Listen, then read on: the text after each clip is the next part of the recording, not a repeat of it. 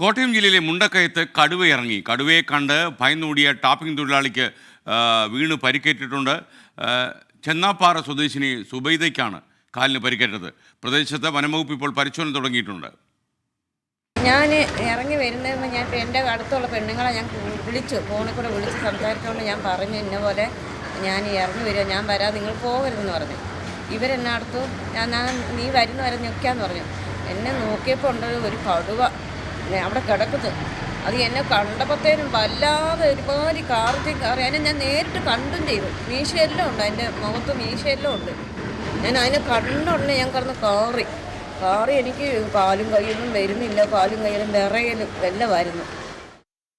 കോട്ടയത്ത് നിന്ന് Toby Johnson കൂടുതൽ വിവരങ്ങൾ നൽകുന്നു. Toby, good morning. പറയൂ, എന്തൊക്കെയാണ് വിശദാംശങ്ങൾ? അവിടെ ജനങ്ങൾക്ക് ഭീതിയുണ്ടോ?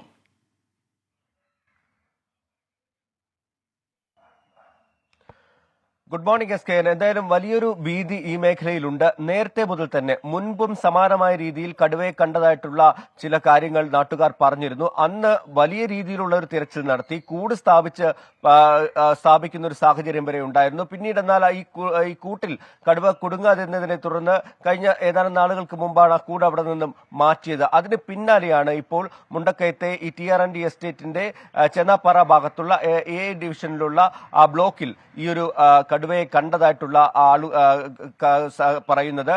ഇന്നലെയാണ് ഈ സുബൈദയും അതുപോലെ തന്നെ അവരോടൊപ്പമുള്ള ചില മറ്റ് സ്ത്രീകളും കൂടി ഈ കാട് വൃത്തിയാക്കുന്നത്, ഈ പ്രദേശം, ഈ തോട്ടം വൃത്തിയാക്കുന്നതിന് വേണ്ടിയുള്ള ജോലികൾ ആരംഭിച്ചത്.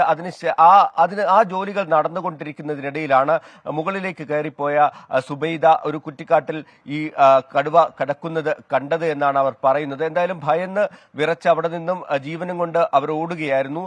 അങ്ങനെയാണ് അവരുടെ കാലിന് പരിക്കേറ്റത്. എന്തായാലും ഈ വിവരം ഉടൻ തന്നെ വനംവകുപ്പ് ഉദ്യോഗസ്ഥരെ അറിയിച്ചിട്ടുണ്ട്. ഇന്നലെ വിശദമായിട്ടുള്ള പരിശോധന കടുവയ്ക്ക് വേണ്ടി വനംവകുപ്പ് നടത്തിയിട്ടുണ്ട്. ഇന്നും ആ പരിശോധന ഉണ്ടാകും. എന്തായാലും ഈ ഒരു മേഖലയിൽ വന്യജീവി ശല്യം അതിരൂക്ഷമായിട്ടുള്ള ഒരു മേഖലയാണ്. നേരത്തെയും ഇവിടെ വളർത്തു മൃഗങ്ങളെയൊക്കെ കടുവ പിടിച്ചതായിട്ടുള്ള ആരോപണങ്ങൾ, ചില കാര്യങ്ങൾ ആളുകൾ ഉന്നയിച്ചിരുന്നു. അതുകൂടാതെ കാട്ടാന ശല്യവും ഈ മേഖലയിലൊക്കെ ഉണ്ട്. അതുകൊണ്ട് തന്നെ സുരക്ഷിതമായിട്ടുള്ള ഒരു താമസം അല്ലെങ്കിൽ ജീവിതം തങ്ങൾക്ക് വേണമെന്നൊരു ആവശ്യമാണ് ഇവർ ഉന്നയിക്കുന്നത്. എന്തായാലും വിശദമായിട്ടുള്ള ഒരു പരിശോധനയിലേക്ക് തന്നെ വനംവകുപ്പ് ഉദ്യോഗസ്ഥർ കടന്നിട്ടുണ്ട് എന്നാണ് എരുമേലി RFOയുമായി സംസാരിക്കുമ്പോൾ നമുക്ക് മനസ്സിലാക്കാൻ സാധിക്കുന്നത്. എന്തായാലും ഈ ഒരു സാഹചര്യത്തെ ഭീതിയോടുകൂടി തന്നെയാണ് അവിടെയുള്ള ആളുകൾ കാണുന്നത്. സ്ഥിരമായി ഇത്തരത്തിലുള്ള സംഭവങ്ങൾ ഉണ്ടാകുന്നത് അവരുടെ ജീവിതത്തെ ആകപ്പാടെ ആശങ്കയിലാക്കിയിട്ടുണ്ട് എന്നുള്ള കാര്യത്തിൽ യാതൊരു സംശയവുമില്ല. S K Johnson.